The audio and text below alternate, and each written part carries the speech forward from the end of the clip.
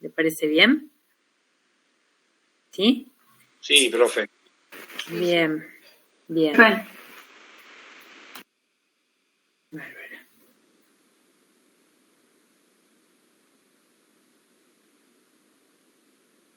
Cualquier cosa, hagamos una cosita. En caso de que alguien necesite entrar o algo, me avisan, porque puede ser que a lo mejor al compartirle pantalla, lo que sea, no vea, ¿sí? Si alguien quiere entrar. A veces escucho, porque tengo como un sonidito para cada vez que alguien quiere entrar, pero a veces no me aparece, ¿sí? Bueno, entonces, un poquito qué es lo que vamos a hablar hoy, o más o menos tratar de entender hoy, es el tema de todo lo que sería referido a respiración celular y a glucólisis, ¿no es cierto?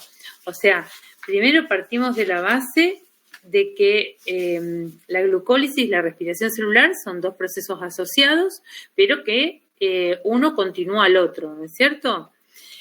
La glucólisis ocurre dentro de lo que sería el citoplasma celular, mientras que la respiración celular ocurre en una organela específica. ¿Cuál sería? La mitocondria. La mitocondria. La mitocondria.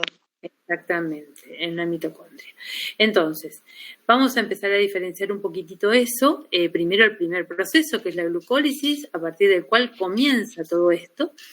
Y por sobre todo, un poco desmitificar lo que es la palabra respiración, porque todo el mundo cuando habla de respiración lo entiende como respiración pulmonar, ¿no es cierto? O sea, la respiración que es real, que es la que nosotros tenemos para poder vivir, que es el intercambio gaseoso a nivel de los pulmones. ¿Estamos de acuerdo?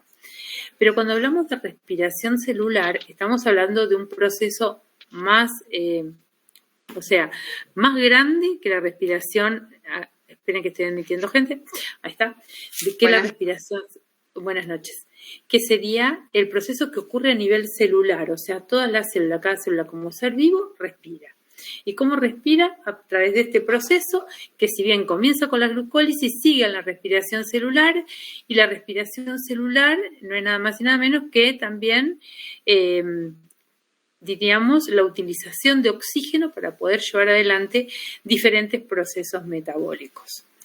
La respiración puede ser aeróbica o puede ser anaeróbica, o sea, en presencia o en ausencia de oxígeno. Y todos sabemos que cuando hablamos de respiración celular, como les dije anteriormente, es un proceso asociado a un proceso previo que es la glucólisis. Y la glucólisis, como la palabra les dice, es la lisis o ruptura de una molécula de glucosa, ¿no es cierto? Y que a partir de esa molécula, se van obteniendo productos intermedios, diríamos como producto más grande, más complejo, tendríamos la glucosa, y productos más pequeñitos que serían los que se van a ir formando, y en esos productos nosotros vamos a tener, como diríamos, productos principales, o lo que más se obtiene, por lo cual existe la respiración celular, es la producción de ATP. La producción de ATP o adenosintrifosfato, que es la molécula energética por excelencia, ¿sí? En este proceso, para tener alta cantidad, o sea, un buen rendimiento, es preferible, o sea, es mejor que el proceso sea aeróbico, o sea, con consumo de oxígeno. Existen también procesos anaeróbicos que son sin consumo de oxígeno, o sea, sin presencia de oxígeno, y ya estaríamos hablando no de glucólisis, no de respiración celular, sino de una fermentación, ¿sí?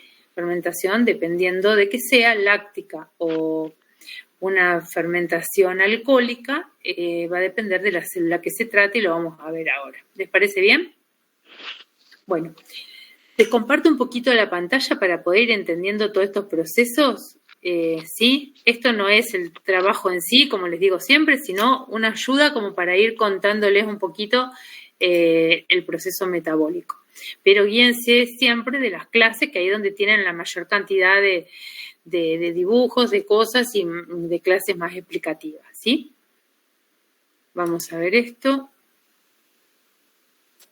Miren que...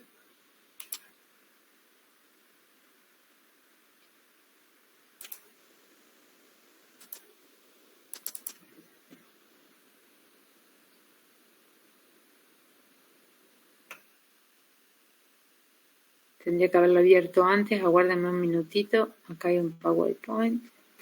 No sé si ustedes lo llegan a ver. ¿Lo ven? No, profe. No se ve nada. No, profe. A ver. Perdón. Sí, profe. No, todavía no. Eso no era. ¿Esto? Sí, ahora sí. Sí, profe. Sí, ahora sí. Ok. Acá es donde más o menos queríamos llegar. Bueno, un poquito entonces hablar, como dijimos, proceso de respiración. Lo que vimos ya en las clases anteriores, que era un proceso en el cual degradábamos compuestos más grandes, como es la glucosa, que se va a ir metabolizando, rompiendo y transformándose en productos más pequeños. Por eso ese producto se llama catabólico. Y en todo este proceso hay liberación de energía, o sea, liberación de moléculas de ATP, en forma de ATP la energía. Por eso es un proceso exergónico. ¿Estamos de acuerdo? Eso ya lo vimos en las clases anteriores. Y esto es un poquito lo que les decía. ¿Me están escuchando? ¿O yo veo que está como acoplado el sonido? No, tenés un eco. Ah, ¿ahora? Me parece que había alguien con el micrófono abierto. ¿Ahora está bien? Ahora sí, ahora está bien. Bien, bárbaro. Bueno, esto es lo que le decía un poquitito, salir de lo que es la respiración, solo como respiración como nosotros lo conocemos, no es la respiración solo a nivel sistema, ¿no?, de aparato respiratorio, sino verlo ahora desde la parte más pequeña de la célula, como es la respiración anaeróbica, y bueno, o sea, entre lo que es la anaerobiosis, la fermentación o la respiración láctica, ¿sí? Procesos más que nada. Ahí dicen que involucra reacciones metabólicas y eso es lo que vamos a ir viendo ahora. Bueno, cuando hablamos de metabolismo, volvemos un poquitito a la clase pasada que dijimos que era que dice acá que una vez que las moléculas ingresan a las células pueden seguir diferentes caminos. El de síntesis, o sea, de producción de algo, se llama anabolismo, o sea, donde a partir de moléculas pequeñas vamos a obtener moléculas más complejas. Y esto es lo que vimos en la clase pasada. Sí. Profesora, en la ventilación, o sea, en la respiración pulmonar, ¿por qué no hay metabolismo? No hay ningún Sí. químico. Es un proceso metabólico también, es más bien funcional, pero no es un proceso que ocurre a nivel celular. ¿Estamos de acuerdo? Es otro tipo de respiración, otro tipo de proceso, ¿sí? Cuando hablamos de procesos metabólicos, hablamos de esto, de reacciones, reacciones químicas más que nada. O sea, dentro de lo que es la respiración, existen un montón de procesos metabólicos, ¿sí?, que intervienen. Okay. Pero la respiración es un proceso funcional. Sí. No, porque me quedé a la duda porque como estaba como afuera de la llave, digo, capaz que no es metabólico. No, sí. Lo que tiene que no es un proceso metabólico. Acá sí, la respiración es un proceso metabólico y la forma anaeróbica incluye la fermentación y la láctica, ¿sí? Estas son reacciones metabólicas, ¿sí? Bien. Y como les decía recién, bueno, anabolismo era de síntesis, mientras que catabolismo es el de degradación de compuestos. Si es parte de esos de catabolismo, es lo que vamos a ver ahora. O sea, partimos de una molécula de alto peso molecular, como pueden ser, por ejemplo, cualquiera de todos ellos, y los vamos a transformar en moléculas más simples, que es lo que está acá abajo. Por ejemplo, amoníaco, agua, dióxido de carbono. Pero partimos de macromoléculas o moléculas más complejas, ¿sí? Este proceso hacia abajo es un proceso catabólico. Bueno. Y cuando hablamos de respiración celular, entonces ahora sí vamos a meternos un poquitito más dentro de la célula. Dijimos que en la respiración celular entran determinadas sustancias, que sería como una especie de combustible, a partir del cual obtenemos energía, ¿sí? Y esos combustibles por excelencia que entran a la célula, van a ser, aguarden que hay alguien que quiere entrar.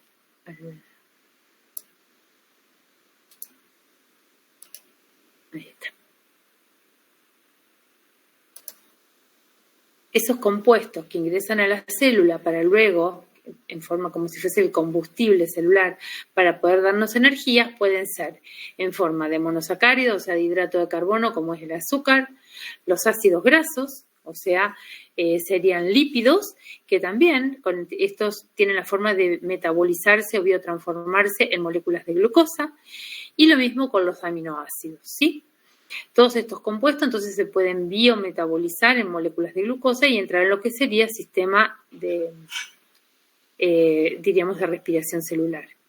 Y es la mitocondria, la organela por excelencia, en donde se produce el proceso de respiración celular y fosforilación oxidativa, que es lo que vamos a ver ahora. Esto es todo a modo de resumen, ¿no? Acá sí empezaríamos, y cuando dijimos de respiración celular, dijimos que hablamos de procesos acoplados. Un proceso que ocurre fuera de la mitocondria, o sea, dentro de la célula, en lo que sería el citoplasma celular, o acá pusimos citosol, y que esta función es la, diríamos, degradación de la glucosa para poder darnos un compuesto como es el ácido pirúvico. Ahora lo vemos. Ese compuesto, bueno, que se une luego a la CoA, ya lo vamos a ver, entra dentro de lo que se llama el ciclo de Krebs y eso va a ocurrir dentro de lo que sería la mitocondria. Ocurre a nivel de matriz y luego los productos que se van formando van a entrar en lo que sería la cadena respiratoria o fosforilación celular que ocurre acá en el proceso intermembranoso, ¿sí? En la zona de la membrana interna y el espacio intermembranoso.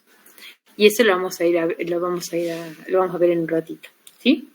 Esta es la organela, ¿se acuerdan? La mitocondria, que tiene una membrana externa, una membrana interna con invaginaciones o crestas, ¿sí? En cuyo interior, ¿qué había? Esto que está acá, ¿cómo se llama? Ribosomas. Sí, bueno, tenía algunos ribosomitas, sí, pero se llama matriz mitocondrial, ¿sí? Y lo que se veía dentro de esta mitocondria es que podía tener una especie de ribosoma, pero que no son ribosomas como tal. Esos no se han visto tan claritamente, pero sí se vieron, ve que habían los ribosomas 70, pero muy chiquititos, con una diríamos, funcionalidad desconocida.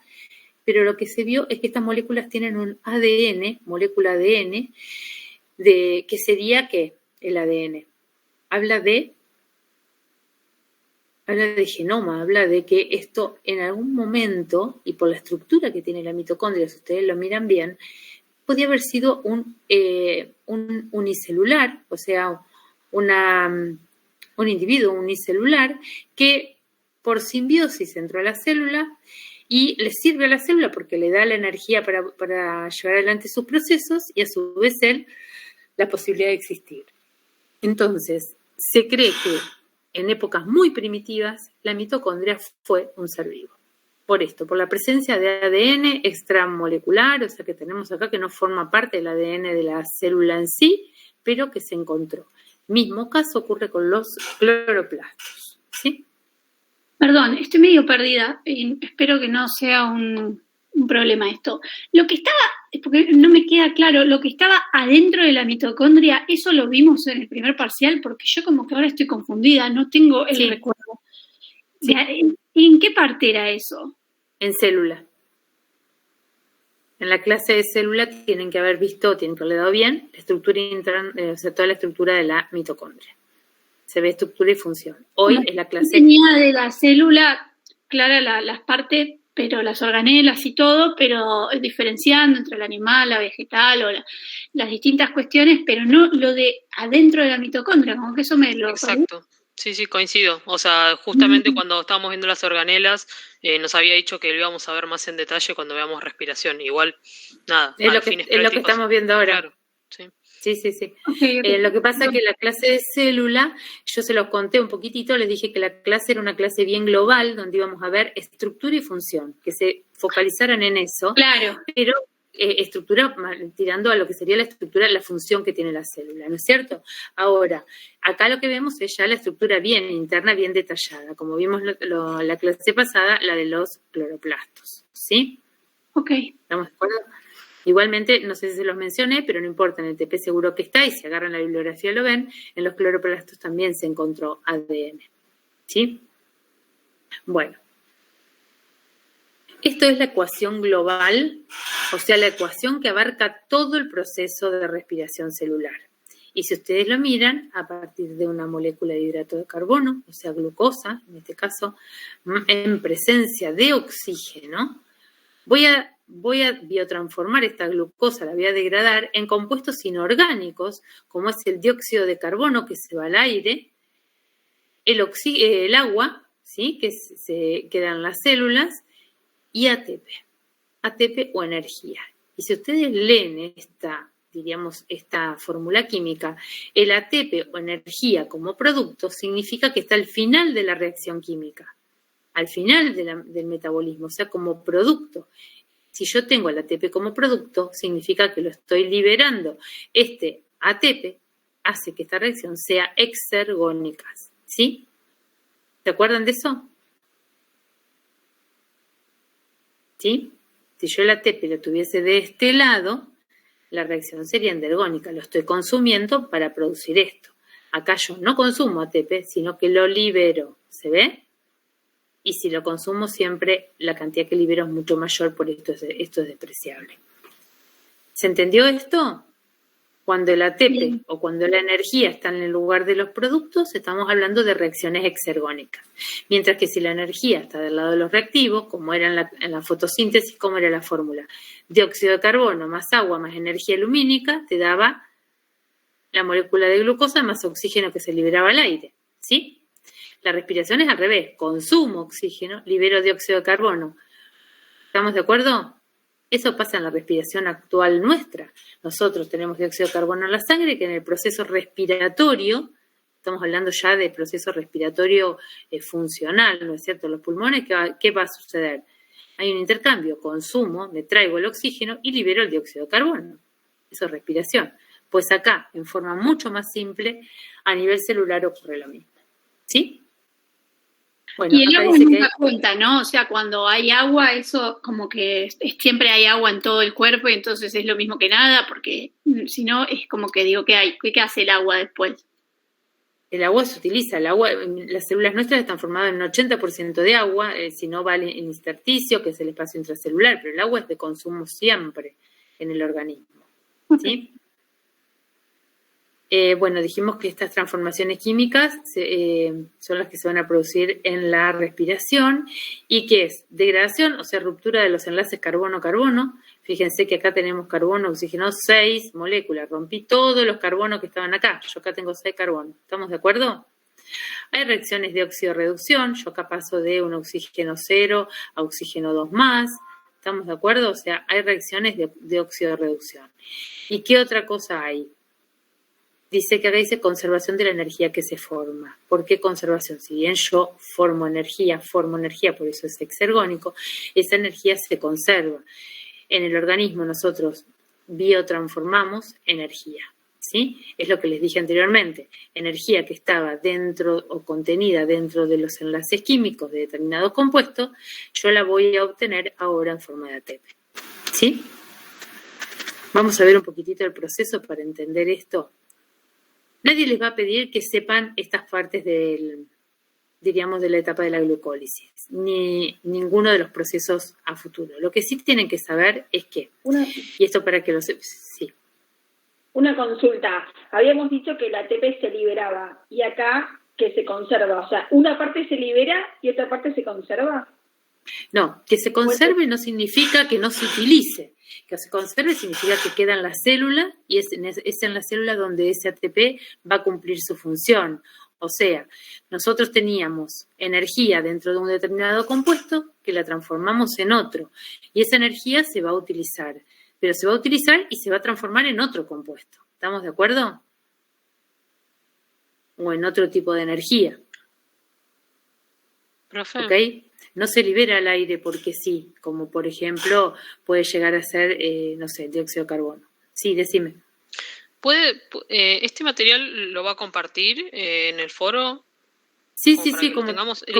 Le consulto porque yo estuve haciendo las ejercitaciones, pues ya había visto los videos y demás, y me pasó que capaz que estaría bueno, no sé si usted lo tiene o no, algún cuadro comparativo entre la fotosíntesis y la respiración, porque hace como mucho hincapié en eso en las ejercitaciones. Entonces no sé si después en los exámenes realmente van a tomar algo así. O sea, me cuesta como establecer diferencias y similitudes en los procesos.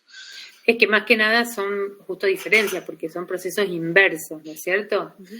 Exactamente, o sea, si tenemos que hacer un cuadrito, no lo tengo hecho, ni mucho menos, pero lo pueden ir armando y si no lo vamos haciendo, lo dejamos para la clase de repaso. Okay, sí. Pero lo podemos ir armando entre todos, o sea, sinceramente, uno es un proceso anabólico, el otro es catabólico, uno es endergónico, el otro es exergónico, ¿sí? En uno consumo energía, o sea, utilizo energía en forma de lumínica, en el otro libero energía en forma de ATP. ¿Se entiende cómo es? Lo más parecido, lo único que yo les diría así como una etapa muy, muy parecida es la parte del gradiente quimiosmótico que vieron ustedes en la respiración, en fotosíntesis. Acá lo vamos a ver dentro de lo que sería la cadena respiratoria, ¿sí? Los electrones que van cayendo. Ahora no me quiero adelantar porque eso van a ser un matete, pero eso lo van a ver que es lo único así como más parecido entre uno y otro. ¿Sí? Perdón, nada más puede ser. Sí. Y la energía que sale en este caso como ATP, usted dijo que antes, porque claro, en la fotosíntesis es como más claro, ¿no? La energía de la luz del sol es como más tangible. Pero acá dice que la energía antes estaba en los enlaces de carbono. Sí, toda sustancia química, una unión química conlleva energía, siempre. O sea, como un imán, energía, ¿sería eso que están como imantadas? Exactamente, no es un imán, eso es una comparación, pero sí. Esa unión entre los dos compuestos hay electrones dando vuelta, hay protones, hay cargas, entonces en eso hay energía, no hay duda. Ahora, la energía no la ves, ese es el tema, la energía existe como tal y es la impulsora de un montón de cosas, pero ver no la podemos ver, es la realidad, ¿sí? Bueno, esto es lo que sucede, no, por favor. Igualmente, esta energía en forma de ATP es comprobable y se puede seguir dentro de una célula porque el ATP es una molécula de un nucleótido, ¿sí? De importancia biológica y sí, nosotros sabemos cuál es su composición química y demás. A diferencia de otro tipo de energía que, por ejemplo, no la podés ver tan fácilmente, ¿sí? Bueno. Vemos acá entonces un poquito las etapas estas de la respiración. Dijimos que comenzamos como una primera etapa que era la de la glucólisis, ¿no es cierto? ¿Qué es la glucólisis? Es la lisis de la glucosa, la ruptura de la molécula de glucosa. Esto ocurre a nivel del citoplasma, ¿sí? Al final de todo vamos a hacer el conteo de la cantidad de ATP que se producen en este proceso. Lo importante que sepamos acá es que a partir de glucosa, por una serie de reacciones químicas, que de hecho acá está un poquito checado también, un montón de reacciones químicas que están unas acopladas a la otra, por lo tanto se dice que es una vía metabólica, ¿sí? Donde en toda vía metabólica, ¿qué tipo de enzimas hay? Eso lo tuvieron que haber estudiado en la semana. Alostéricas. Alostéricas, perfecto. Alostéricas, ¿qué significa? Vía metabólica donde una sustancia, sí, es el sustrato de la reacción química, ¿no es cierto? A través de esta enzima, por ejemplo, y este va a ser el producto. Pero esta sustancia, para esta reacción química, o sea, para esta enzima, esto va a ser el sustrato y este va a ser el producto. ¿Estamos de acuerdo? Y esto, que era producto de esta etapa, va a ser sustrato de esta reacción. ¿Estamos de acuerdo? Sustrato y este va a ser el producto. Eso es una vía metabólica. Las vías metabólicas tienen la característica de que las primeras enzimas generalmente son enzimas alostéricas. ¿Por qué? Porque el aumento de este producto final inhibe, ¿sí?, a esta enzima. Y eso es un proceso de autorregulación muy importante que tienen las células. Porque imagínense que si yo empiezo a acumular esto porque no ingresa a ningún lado, a medida que se vaya acumulando, yo voy a degradar glucosa, degradar, y empiezo a acumular un producto que, si bien es necesario para la célula, el exceso es tóxico, ¿sí? O sea, no es beneficioso. Y aparte, energéticamente tampoco sirve. Entonces, cuando este producto aumenta, ¿qué es lo que va a pasar? Inhibe a la primera enzima de la cadena. ¿Se entendió eso? ¿Sí? Eso sería enzima alostérica, hasta ahí vinimos aplicando. Bueno, supongo que sí. Partiendo de la glucosa, entonces, como les dije, a través de distintas reacciones enzimáticas van a ocurrir procesos. Al principio, para poder romper la primera estructura, yo tengo que aplicar ATP, Pero a medida que esta reacción va ocurriendo, se van formando moléculas de ATP y de NADPH. Y esas moléculas de ATP y NADPH que se van formando, luego, ¿sí?, liberan o ATP o a través del NADPH se obtienen moléculas de ATP. Eso lo vamos a ver terminado ya el proceso, porque si no, no vamos a poder entender. Bueno, terminado el proceso entonces de... acá está, seguía para este lado. Yo pensé que esta era la segunda parte. Todo esto es la etapa de glucólisis, ¿sí? Entonces, a medida que ocurren todas estas reacciones enzimáticas, acá tengo el producto final, que es el piruvato. Como les decía yo a ustedes, lo primero que tienen que saber de esto es más que nada saber que partimos de glucosa y a partir de una serie de reacciones enzimáticas, que ven que no son pocas, ¿sí?, obtenemos un producto final que es el piruvato. Este es el compuesto que va a actuar sobre la glucosa, ¿sí? ¿Qué pasa? El piruvato, ¿sí?, es el producto final de la glucólisis, ¿sí?, pero no de la respiración celular, ¿sí? Oye, entonces, lo importante es que ustedes sepan que partimos de glucólisis por una serie de reacciones enzimáticas, o sea, una vía metabólica, lo que obtenemos es piruvato. En todo este proceso, como les dije, si bien al principio tengo consumo de un poquito de ATP, en todo este proceso se va a producir NADH y ATP. Lo ven acá, ¿verdad? Ahora vamos a ver cuántas moléculas. ¿Sí? Profe, ¿puedo ir otra vez? Sí. Cuando explicó lo del producto, dijo, es un producto del... O sea, que era el resultado de un proceso, pero no del proceso final. ¿Cómo es lo que dijo otra vez? Sí, yo esto se los voy contando, no lo sé de memoria, así que usted me dice el producto de él, yo no sé de... No, recién, porque recién dijo... El piruvato era el producto de la glucólisis. De la glucólisis. Pero no de la respiración celular. No del proceso final de respiración. Ahí está, gracias. Sí, ahí cortaríamos, ¿sí? De la glucólisis. Y esto, como les dije, ¿en dónde ocurría? En el citoplasma. ¿Sí? Está claro que la glucólisis no ocurre dentro de la mitocondria. ¿Estamos de acuerdo? Ok. Bueno. ¿Eso es importante por algo? Porque hace así énfasis. Sí, porque muchas veces le preguntan, como pregunta de examen, el lugar donde ocurren las distintas etapas de la respiración celular y me meten a la glucólisis dentro de la mitocondria. ¿Sí? Una ocurre en el citoplasma, que es esto, lo que vamos a ver ahora va a ocurrir en el estroma y el resto va a ocurrir en la membrana interna y en el espacio intermembranoso. Tienen que tener muy claritamente dónde ocurre cada uno, ¿sí? Bueno, entonces llegamos hasta acá. En esta etapa, como les decía, se van a ir formando una serie de compuestos de NADPH, que acá, no están todos escritos, las cantidades no están, pero son 2 NADPH, 4 ATP, ya ahora los vamos a ver. No se hagan problemas. Vamos a ir un poquito más adelante, después vemos esto. Estas son las, diríamos, reacciones principales, o sea, de otra forma de expresar lo que va ocurriendo a este proceso. Como les dije recién, si al principio hay un poquito de consumo de ATP, que son 2 moléculas, a medida que va ocurriendo esto, se van a ir produciendo, miren, 4 moléculas de ATP acá y 2 NADPH. Pero, no, acá lo ven, NADPH.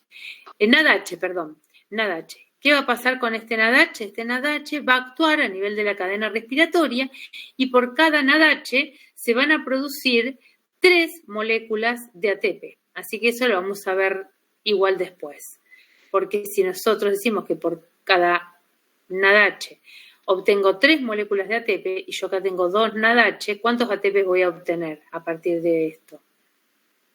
6 ATP. Más 4 ATP que se forman acá, yo digo, acá tengo 10 ATP. ¿Por qué la profesora me está diciendo 8? Porque en realidad se consumen 2. ¿Sí? 2 se consumen, se producen 4 acá y se producen 6 acá. Entonces, 6 más 4, 10, menos 2, 8. Proceso final de la glucólisis, 8 moléculas de ATP. ¿Sí? Glucólisis. Y este es un poquitito el balance energético de la glucólisis. Yo partí de glucosa con 2 ADP, fósforo y 2 NAD para obtener 2 piruvatos. ¿Por qué? Porque es la molécula de glucosa dividida en 2. El piruvato está formado por 3 carbonos. más 2 moléculas de ATP, más 2 NADH, más 2 agua. Acá son 4, no son... está bien, 2 porque 2 se consumían, ¿se acuerdan, no? Bien, ¿estamos bien hasta ahí? Profe, después que termine de explicar esto, ¿podría volver atrás? Igual esto yo se los mando, chicos. Gracias, profe. ¿Sí? Profesora, ¿puede ser que el piruvato esté en la mitocondria? Sí, ingresa a la mitocondria, ahora vamos. Es la molécula. Acuérdense que este proceso, como dijimos, la glucólisis viene unido o enganchado a la respiración celular. ¿A través de qué? A través de los compuestos que se sintetizan en la glucólisis que van a utilizarse en la respiración celular. ¿Sí? ¿Avanzo? Sí, profe. Esto lo vimos recién. Bien. Bueno. Y acá diríamos, en el paso previo a lo que sería, ahí como les pusimos, el ciclo de Krebs. ¿Qué sería el ciclo de Krebs? El ciclo de Krebs es el ciclo a través del cual se va a biotransformar, ¿sí? El piruvato ya transformado en un acetilo, ahora lo vamos a ver bien, ingresa a este ciclo de Krebs, ¿para qué? Para formar moléculas de ATP, y liberar esos protones que vamos a ir viendo que se van formando al espacio intermembranoso con electrones que se van a enviar hacia una cadena de aceptores de electrones y a través luego de la fosforilación respirativa al oxígeno como último aceptor vamos a formar las moléculas de agua y más energía, que ahora lo vamos a ver. Acá lo que tenemos que entender es esto. El piruvato, entonces, dijimos que se sintetizaba a partir de la glucólisis en el citoplasma. El piruvato ingresa a la mitocondria y a nivel de la matriz mitocondrial se va a producir una reacción a través del cual el piruvato se tiene que unir a una molécula, una coenzima, mejor dicho, llamada CoA. Entonces, este piruvato, por acción de una enzima que es la piruvato deshidrogenasa, ¿sí? Va a perder esta molécula de ácido carbónico y se va a transformar ¿en qué? En un acetilo. Ese acetilo se une al CoA formando la molécula acetil-CoA. ¿Sí? Esta acetil-CoA es la molécula que va a estar, diríamos, apta, capacitada para entrar ¿dónde? Al ciclo de Krebs para cumplir su función. ¿Sí? ¿Qué es lo que tengo que saber de esto? Si bien acá le pusimos un poco de fórmulas químicas para que entiendan cuando le decimos que el piruvato pierde una molécula como dióxido de carbono, ahí ven el dióxido de carbono que se libera acá, y me queda el grupo acetilo. El grupo acetilo se va a unir al CoA para poder ingresar en forma de acetil-CoA al ciclo de Krebs. ¿Se entendió? Profe, ¿pierde un carbono por qué motivo? Lo pierde por acción de una enzima, de la enzima piruvato de hidrogenasa. Como tal, no puede ingresar al ciclo de Krebs. Necesitamos un grupo acetilo. Es el sustrato, diríamos, para entrar al ciclo y poder llevar adelante ese proceso. Y acá tenemos el famoso ciclo de Krebs, que ocurre a nivel, como le puse ahí, de la matriz mitocondrial. ¿Qué es lo que pasa en este ciclo de Krebs? Ingresa, entonces, ese acetilo como acetil-CoA, lo ven acá arriba, 2 moléculas, ¿sí? Y van a ocurrir una serie de reacciones enzimáticas donde este acetil-CoA por acción de enzimas se va a transformar en ácido cítrico, isocítrico, en el succínico, fumárico, el málico, hasta que se forma el oxalacetato, que es el que está acá, ¿sí?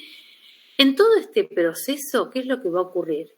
Va a ocurrir, acuérdense que, vuelvo un poquito para que se acuerden, estos son todas moléculas de carbono, ¿no es cierto? Ya liberé acá un dióxido de carbono por cada molécula de acetilo, o sea que si yo tengo 2 piruvatos, voy a liberar 2 moléculas de dióxido de carbono.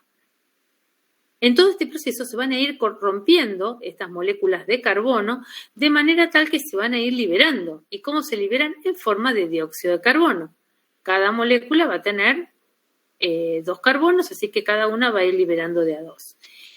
En este proceso, que no solamente se libera dióxido de carbono, se va a producir también NADH, como ven acá, y FADH.